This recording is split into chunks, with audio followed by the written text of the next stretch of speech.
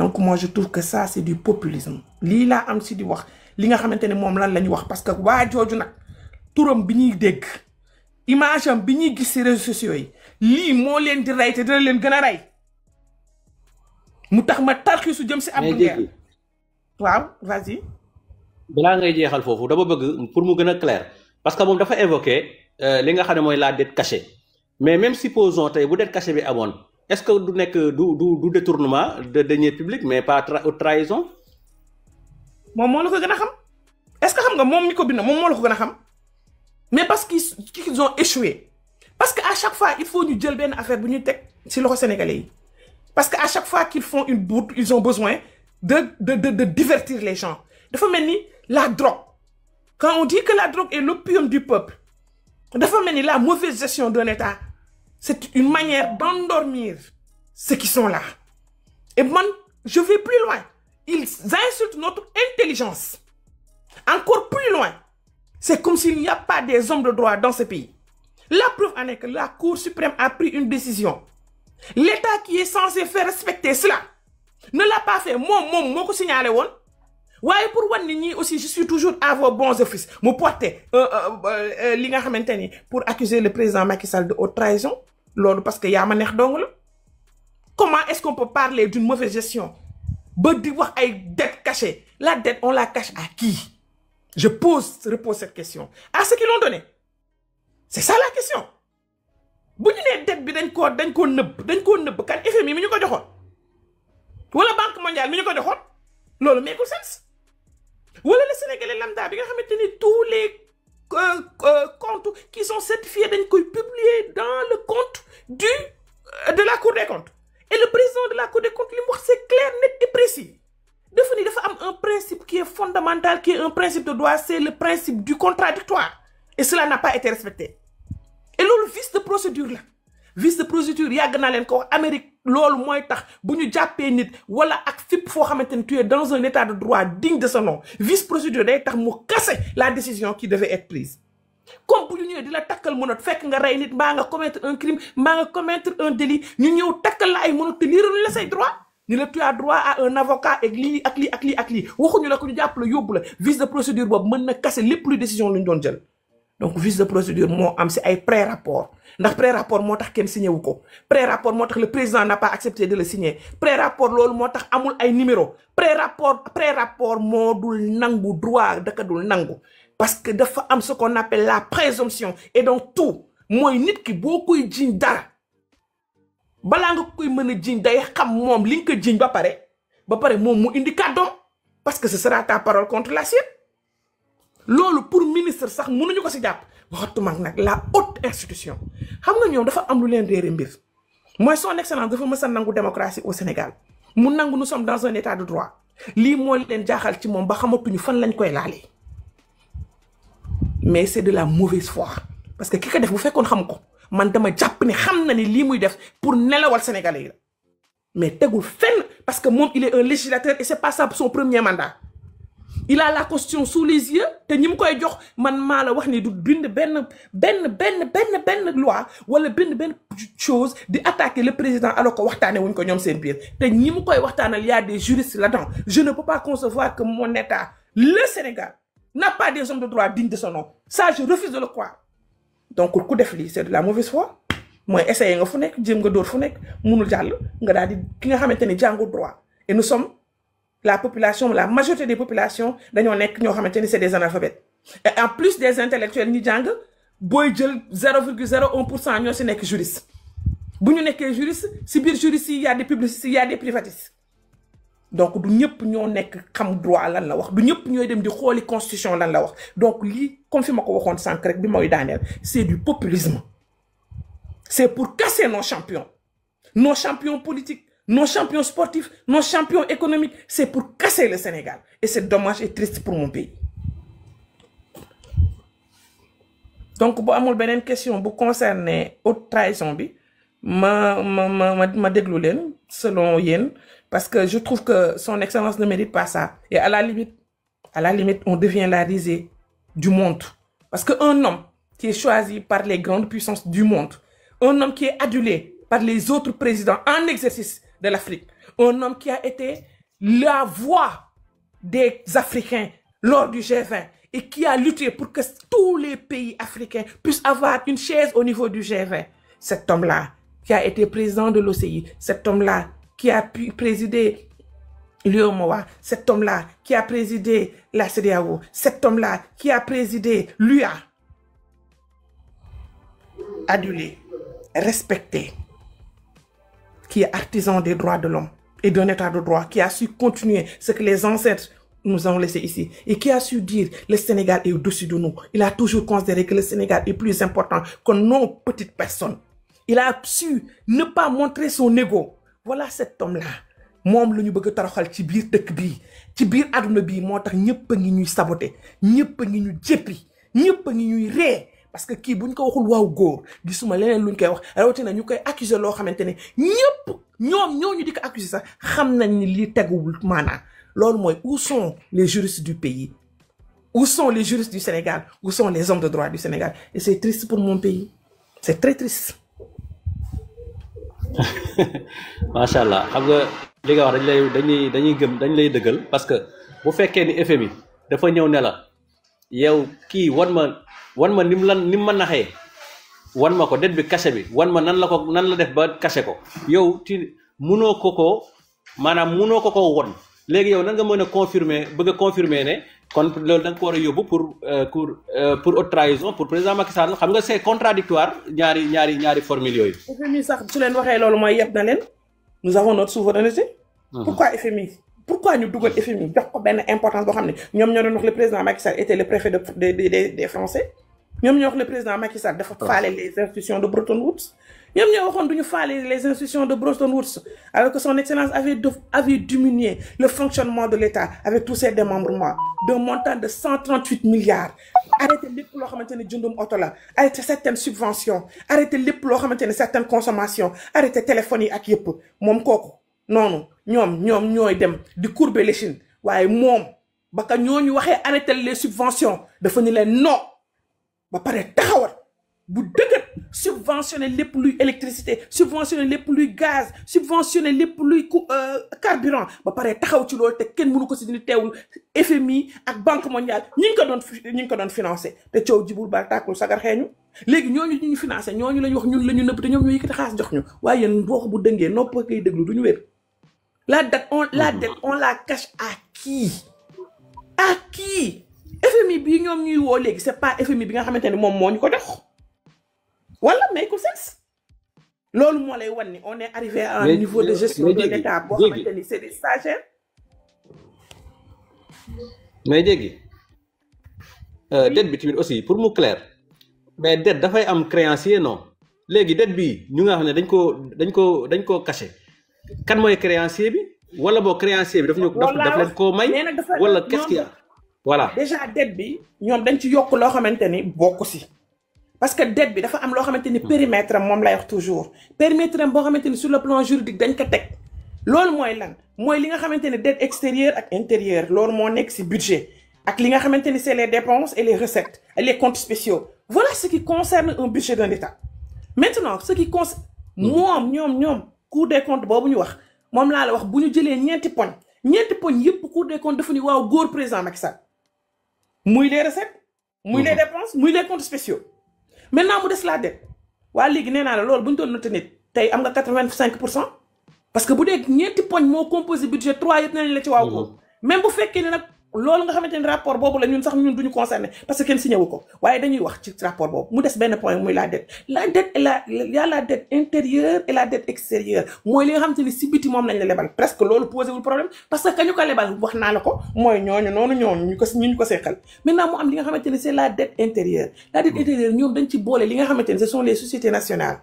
ak les établissements publics yoo xamante ni ñooñu am nañ droit leb seen turu bopp État lu mu leen defal mooy une reconnaissance une lettre de garantie loolu warul bokk ci li nga xamante ni moom la ñu war a xool loolu la ñu jël dugal ko ci dette bi ñu gonfler ko et même si cela n'a jamais été une cause de haute trahison ndax loolu ça concerne déjà un ministère c'est le ministère des Finances C'est ça. léegi yow lu concerne benn ministère yow nga ne Macky Sall nga siy jàpp pour haute trahison lii moo lay wan ni waxuñu ak Sénégalais yi lii moo lay wan ni c'est de la manipulation lii moo lay wan ni soit ñoom xamuñu te nag xamuñu nag ma wax la ko parce que ku ñàkk njëkk am assistante dans ta vie et c'est très important nañu waxante dëgg ku musul am assistante dans sa vie ku musul taxaw joxe ay ordre dans sa vie ku toog fukki at ak juróom liggéeyoo lutu nga ni yow syndicaliste nga fukki at yi rek nga si liggéey wala juróom-ñetti at yi nga taxaw ni syndicaliste nga lu ñu dagg ci terrain lu ne nga taxaw di laajte yow an sa wàll nga taxaw ñu jël Sénégal li nga jàpp say loxo waaye yow doo tiit da ngay tiit boo tiitee ba pare da ngay def ay erreur boo defee erreur ba pare soit nga am humilité nangu ko soit nag nga seet koo ko jiñ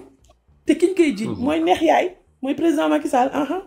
mooy ki nga xamante ni il a le dos large. Tu peux le critiquer autant de temps que tu veux, mais ce gars-là, il se concentre sur l'essentiel parce qu'il n'est pas un homme d'État, il est un homme d'État.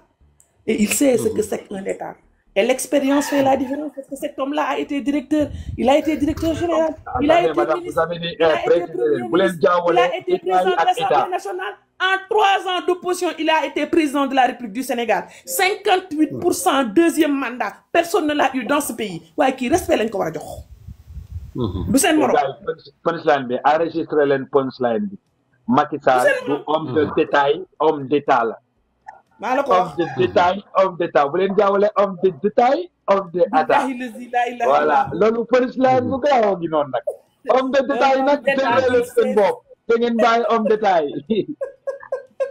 un homme d'État, il sait ce que c'est qu'un État, il sait ce que c'est qu'un fondement, les fondamentaux de l'État, il sait ce que c'est qu'une nation, il sait ce que c'est qu'un gouvernement et le rôle d'un gouvernement, il sait ce que c'est que le territoire,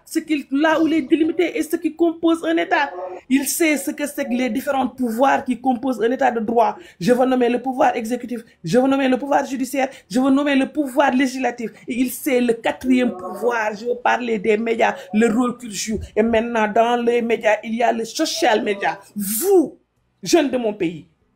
un homme d'État doit pouvoir savoir ce que vous représentez dans ce pays. Au lieu de vous insulter, au lieu de vous menacer, il doit vous prendre en compte. Il doit regarder quelles sont les demandes de cette jeunesse. Mais bon,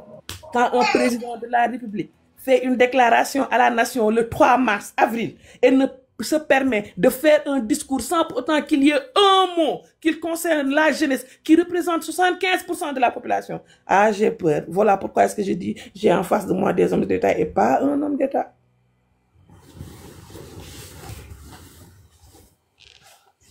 Ouais, mais... Comment c'est possible? Bien sûr. Ah, il y a la mot yor débat bi mom ak yeen ak Penda. Moi invité bien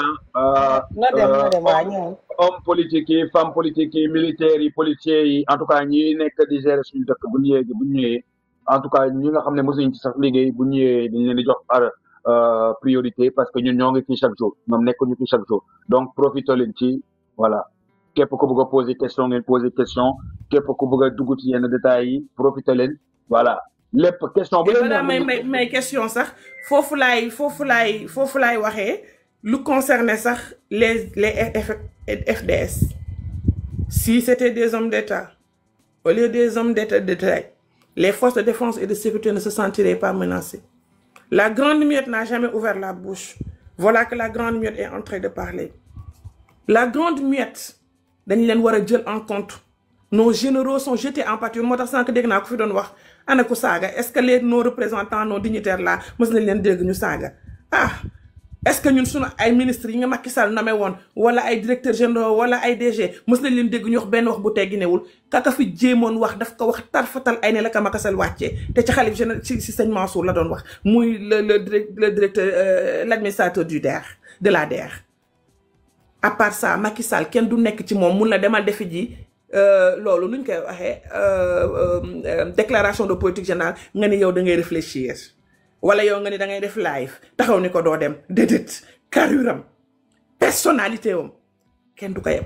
fauteuil am boobu mu toogoon dafa xamoon ni fauteuil la benn fauteuil mu toog ci mu xam ni yàlla moo ko ci teg vu sa trajectoire qui est exceptionnelle mu jël les forces de défense et de sécurité teg leen place jëndal leen armement ñu di ko xas naan ma ngay yàq xaalis waaye tey ñoom dañuy xuddumlu di dooxlu di toog di gis armement bi di romb ñuy signifié bañ na sama waa jooju du seen morom jël les forces de défense et de sécurité teg leen place les généraux mu teg leen place tey un général je veux nommer le général Kandé qui a travaillé au niveau de la Casamance wàcc def parachutisme lors du 4 avril tous les Sénégalais l'ont vu on lui doit respect tey jii moom moo porté plainte benn nit caporal bu taxaw ci télé bi di ko xas ba pare taxaw ni kooku da doon def li nga xamante ni moom mooy coup d'état ba tey jii kenn waxagul ci wax jooju porte nekk plainte 3 manières différentes ba tey kenn waxagul ci wax jooju et pourtant bu ko neexoon mu yóbbu ko sur au niveau de la justice militaire waaye dafa dem ci justice civile ba tey kenn ngaangul est-ce que loolu rafet na ñu jël temps jël ay gor jël ay doomu sénégalais jël ku mel ne Abdou Nguer tey jii ñu koy jàppee pour yenn yi je lance encore un appel à la justice de mon pays ces hommes de droit là nous on les a toujours défendus au nom du fait que nous sommes des républicains musuñu leen xas musuñu leen saaga musuñu leen wax bu ñaaw ña leen doon xas di leen saaga di leen wax bu ñaaw tey ñoo leen bëgg def loo xamante ni nit ñi mën nañ leen ci xeeb nañu bàyyi loolu xel vive nos généraux vive nos caporaux vive nos sergents vive tous nos forces de défense et de sécurité qui nous permettent de dormir en paix di gérer suñu souveraineté nationale te coow du ci ba tàkk sago doxee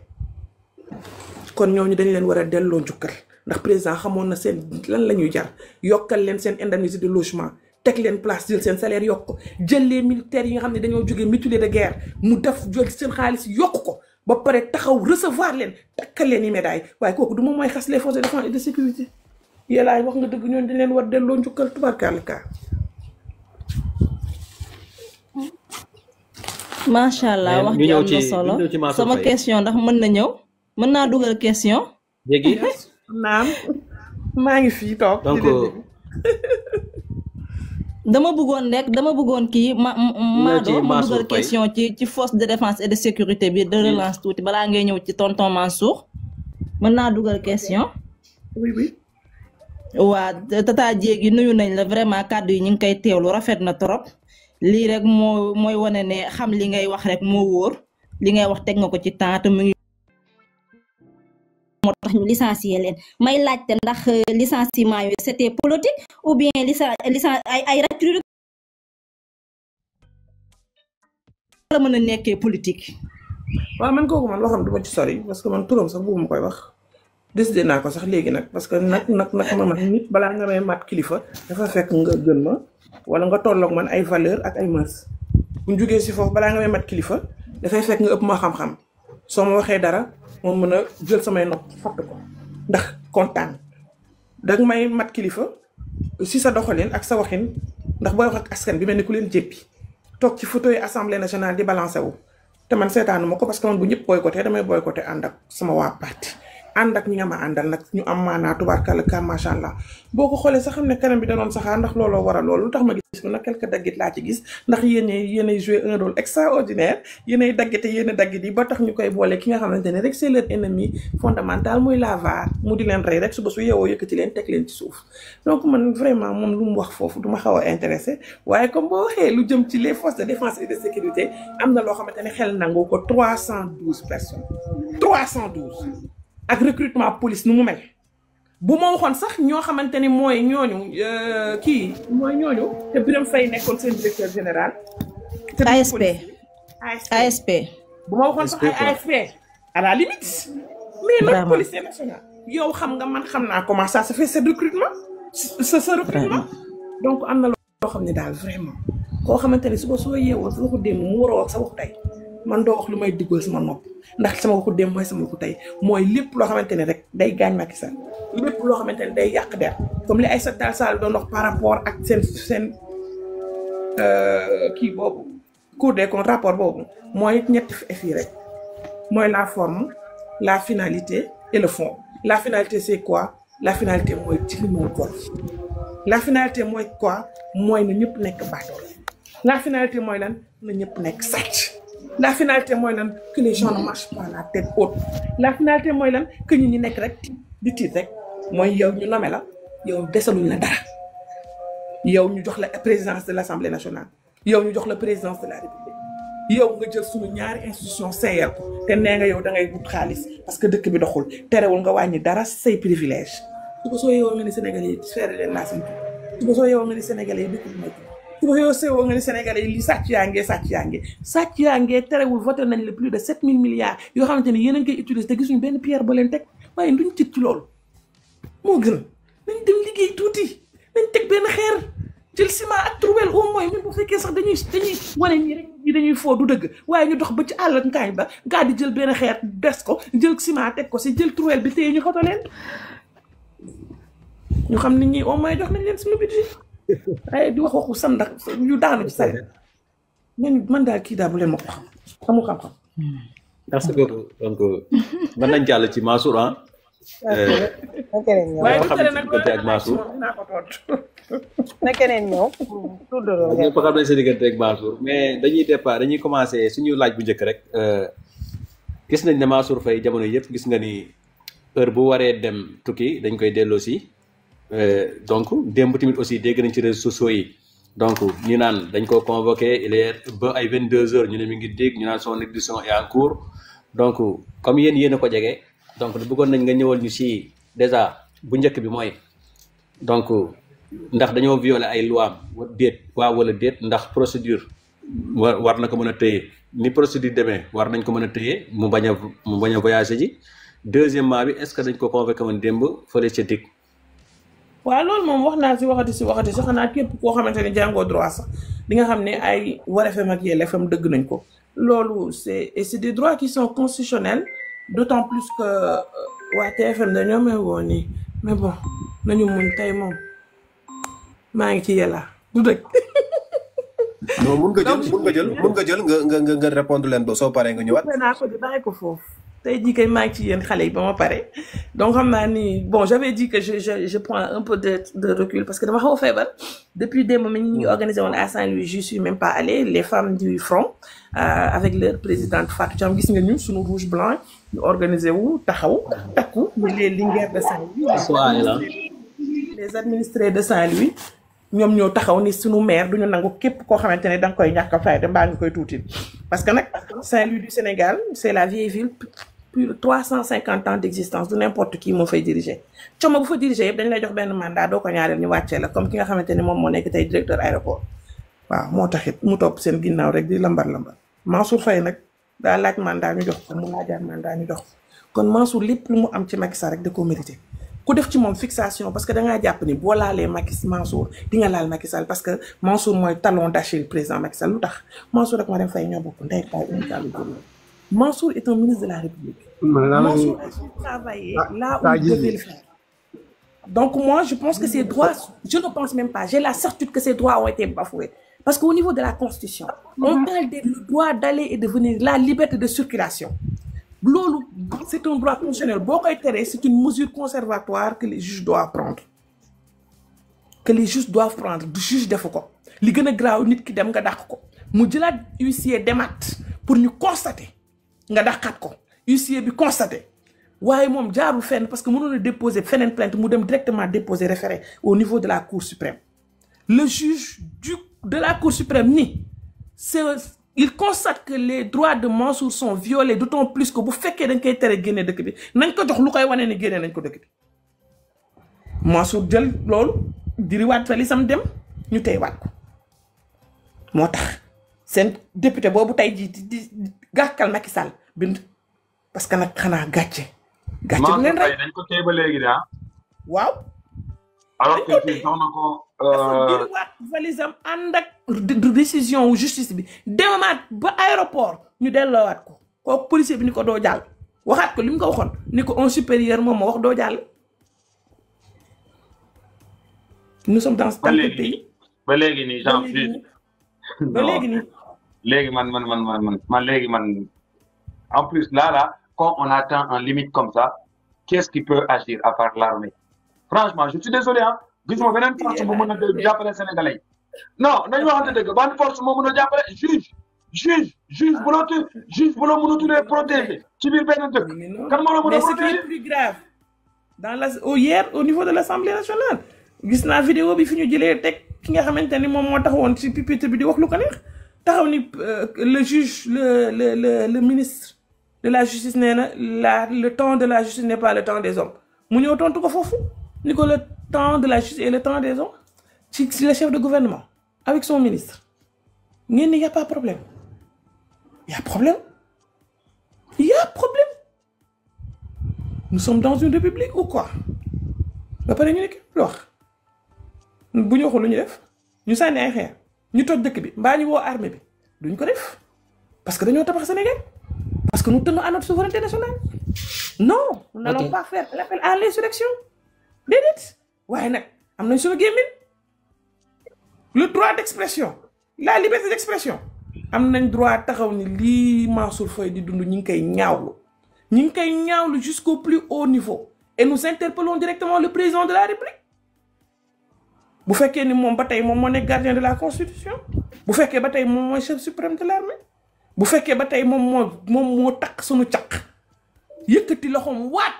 ni je vais veiller au respect de cette charte fondamentale on lui lance un appel moom la ñuy waxal ñun waruñu waxat beneen màcc bi nga ñu taxdel moom la ñuy waxal moom mi toog ci chaise bi nekk avenue Roume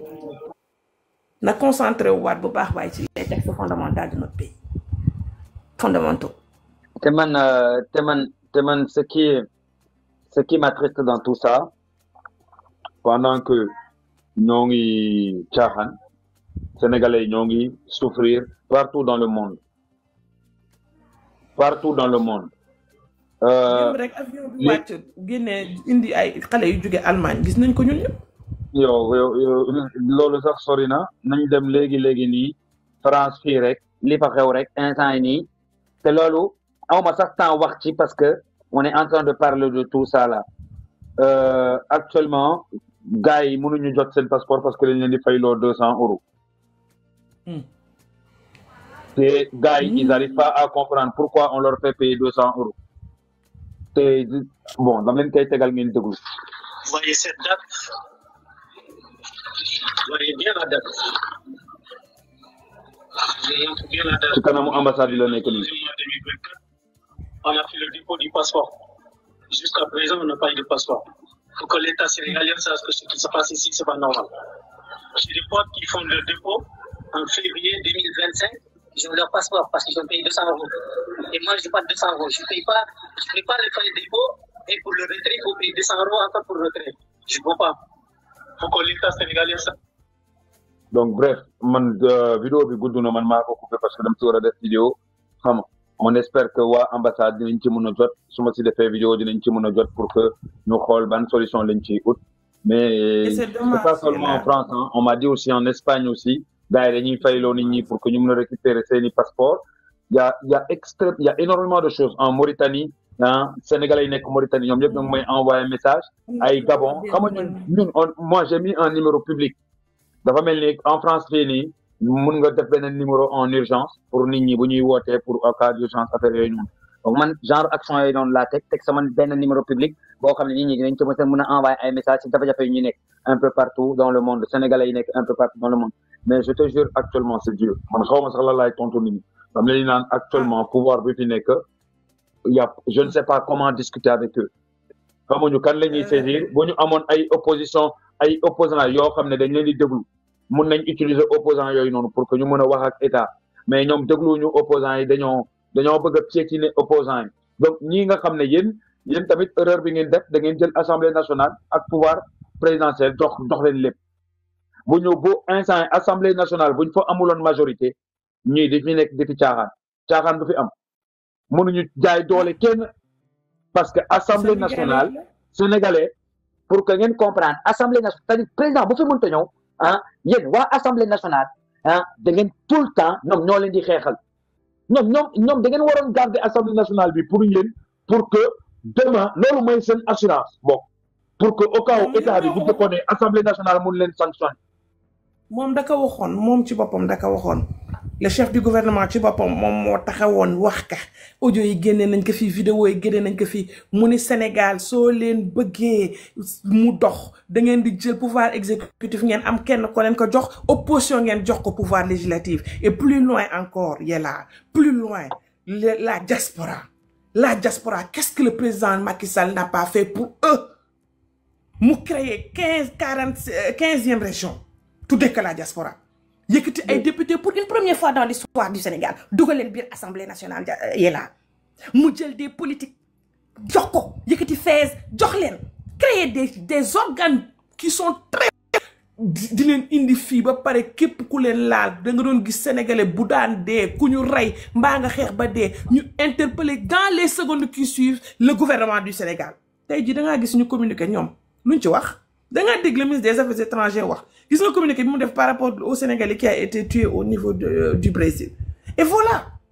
loolu moo tax gis nga voter il faut qu'on apprenne aux Sénégalais ce que c'est que voter quand je parle de voter je ne parle pas de jël bulletin je ne parle pas dugal sa biir je ne parle pas jël sa loxo dugal ko ci entre indélébile non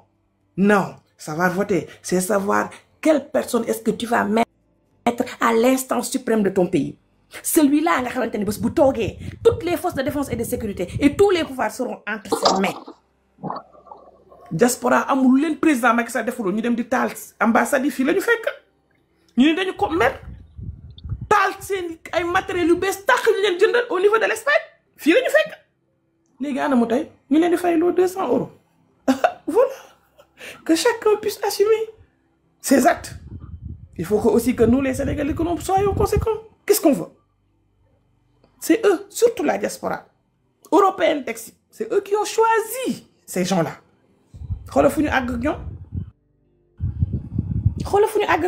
metti na lool dañ leen di masawu waaye nag même bu fekkee ni kenn duñu déglu yelaa heure bu amee lu xew boo ñu ko waxee ñun dinañ ko wax dinañ dem émission wax ko parce que on a choisi de faire la politique on a choisi de s'opposer et gisuma lu ñuy delloo ginnaaw xanaa ñu rey ñu mbaa ñu jàpp ñu arbitrairement sinon lépp loo xamante ni war nañ ko wax rek dinañ ko wax te prochaine fois samay dem émission dinaa souligner le cas la situation des Sénégalais de l'extérieur mais nag voilà les conséquences du choix voilà parce que Sénégal tollu woon foo xamante ni les gens parlaient de relance de l'industrie pharmaceutique ñu ngi tollu woon ci ay greffe ñu ngi tollu woon ci le programme des bàjjenu gox mise à disposition d'une nomenclature par rapport aux actes professionnels des hôpitaux te lal ay tali dàqee daa di teg ay pont ak ay autopont Sénégal ngi tollu woon ci loo xamante ni les Sénégalais de la diaspora ñi ngi woon doon noyyi parce que ñi sax laajeetul li ñu woon yónnee bu bëri waaye boo déggee Sénégalais de l'extérieur ci ay yónnee xaalis pour ay defar ay cocktail molotov ci ay yónnee xaalis si ay saaga si ay yónnee xaalis si ay wax bu bon ci loolu rek lañ leen doon dégg loolu rek lañ leen doon dégg et c'est dommage pour mon pays c'est très dommage c'est très dommage très dommage. ngay jéggi. waaw donc est-ce que duñu kii parce que ku wax ni rapport Covid-19 bi nii. nañ ko assumer na ñëpp assumer bu tàngee ba tàng ni ngeen defaralee Ousmane Sonko koppar pour que mu ñëw xeex libéré Sénégal ngeen ñëw defaral ñu koppar ñun ñu ñëw jàppale ñu man affaire bi foofu laa toll ak yéen de Sénégal dëgg yàlla nag voilà yéen a ko def foofu laay commencé toll ak yéen de yéen moom vous méritez que ça nag voilà parce que nit boo leen amee. Afrique de l'Ouest bi yëpp ñëpp a ngi sonn Sénégal bi yëpp Covid-19 daay jox leen ay xaalis ah yéen ngeen feebar ñu faj leen gratuitement ay jali ñu leen koy jox gratuitement ñu fayal leen pour delloo si leen si dëkk bi dee ku dee ñu fayal la fii pour indi la waaw yëfu ba bégatee ngeen fi def ah Sénégalais bu demoon Mauritanie coow am nii vite fait état réagir vite fait état ambassade yi réagir Sénégalais bu demoon